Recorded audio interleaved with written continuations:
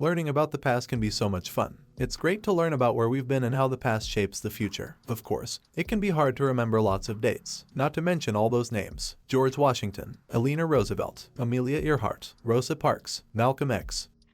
Yes, there certainly are a lot of important names in history, but have you ever stopped and wondered where all these names came from? Take last names for example. How did you get yours? It may have come from your parents, but where did they get it? If you keep tracing things back in time, your last name had to start somewhere.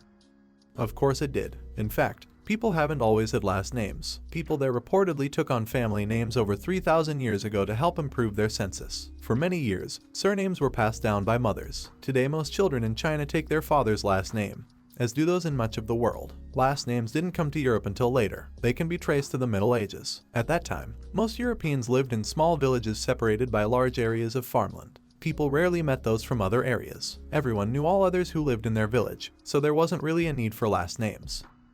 Over time, these villages and populations grew. People traveled more. They traded with other places. Soon, they needed a way to tell the difference between people with the same name. Last names started as a way to separate one John from another John. European last names had many sources. However, they can be put into 4 groups: patronymic, locative, occupational or status, and nicknames. The first surnames were quite simple. They became more diverse and complex over the years. Patronymic names identify people as their father's children. For example, a father named Richard might have a daughter named Brooke. She might have become known as Brooke Richards. Locative surnames identify people based on where they were born, lived, or worked. For example, Sarah York was probably the Sarah who lived in the town of York. Locative names could also refer to a land feature. Theodore Underhill or Karen Atwood probably got their names from references to hills or woods near where they lived.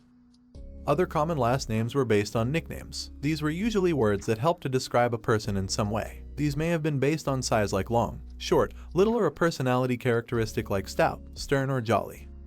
Many of these European last names made their way to the United States during colonization. Today, some Americans can trace their surnames all the way back to places from which their families emigrated. However, many other last names have been lost over time. After the end of slavery, previously enslaved people chose their own last names. Some took the names of their former owners. Others took on the family names of important figures in American history or chose entirely new last names. Today, some people still choose their own last names. They do so to make their names fit their personalities or beliefs. Whatever your last name is, there's definitely a story behind it. Do some digging and find out what it is.